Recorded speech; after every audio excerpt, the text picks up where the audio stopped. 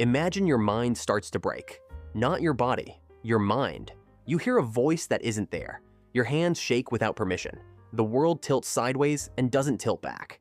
Now, in your world, that's a diagnosis, a doctor's office, a prescription, a word for what's happening to you. But strip all of that away. No hospitals, no therapists, no language for mental illness, just you and the 30 or 40 other people you depend on to survive the winter. What happens to you then? Here's the shocking part. We actually know, because archaeologists have pulled skulls from the ground, some over 7,000 years old, with holes cut deliberately into the bone, carved by hand, with stone tools.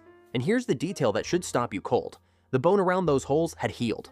The person didn't die on the table. They walked away. So which is it? Was this ancient brain surgery or an ancient exorcism? To answer that, we have to go back to the procedure itself. Trepanation. It is, as far as we can tell, the oldest known surgical operation in human history. Sites across Neolithic Europe show it. But nowhere is the evidence more staggering than in Peru, among the Paracas culture, where bioarchaeologists like John Verano have studied skulls with survival rates that, frankly, shouldn't have been possible with a stone blade and no anesthesia. And it gets stranger. Some skulls don't have just one healed hole. They have several, cut at different points in the person's life, which means the affliction came back, and the tribe operated again. Think about what that means. This wasn't abandonment. This wasn't fear. This was a group of people repeatedly risking a life, spending scarce time and skill, trying to fix a mind that kept breaking.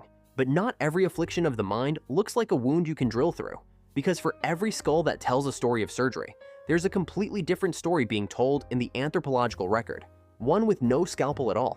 Across Siberia, Central Asia, and shamanic cultures scattered around the globe, researchers, most famously Mircea Eliade, documented a pattern that should feel eerily familiar. A person begins showing symptoms we would recognize instantly today: seizures, dissociation, hearing voices no one else can hear, withdrawing from the group entirely. And in some of these cultures, that person wasn't punished. They weren't feared, they were chosen. This is what anthropologists call the shamanic initiatory crisis. The very breakdown that, in one context, gets treated as sickness, gets reframed here as a calling. The visions aren't a symptom anymore. They're proof the person can move between worlds, the world of the living and the world the rest of the tribe cannot see. Same trembling hands, same fractured voice, completely different verdict. So what decided which fate you got? The surgeon's hands or the shaman's blessing? Here's the answer, and it's more unsettling than either surgery or spirit worship. It was never really about the symptom at all. It was about the tribe. A community in the grip of famine or plague or war was far more likely to look at that same trembling, that same voice from nowhere, and see a curse. Something to be purged, something dangerous enough to cast out, or worse. But a tribe with food in storage, with peace at its borders, with room to breathe, could afford to look at the exact same person and see something sacred, a gift instead of a threat. The affliction never changed, the fear changed, and that fear was the real diagnosis being made.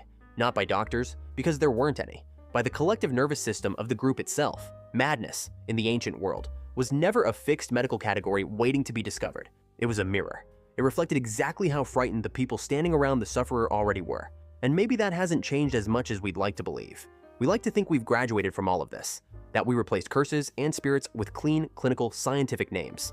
But a diagnosis is still, in its own way, an explanatory engine, a word we impose on something the mind can't easily hold still long enough to understand.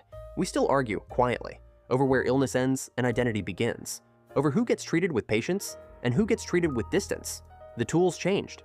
Stone blades became scalpels, and shamans became specialists. But the underlying question a struggling mind asks of the people around it hasn't moved an inch. Will you stay, or will you decide I'm not one of you anymore? Because when you strip away the ritual, and strip away the surgery, and strip away every explanation we've ever invented, the actual treatment in any era was never really the drilling, or the chanting, or the medicine. It was the choice underneath all of it. Someone looking at a mind in crisis, deciding to stay, deciding to try something, deciding that the person in front of them was still worth saving. 7,000 years of healed bone tells us people have always been capable of that choice. The only question left is whether we're still making it.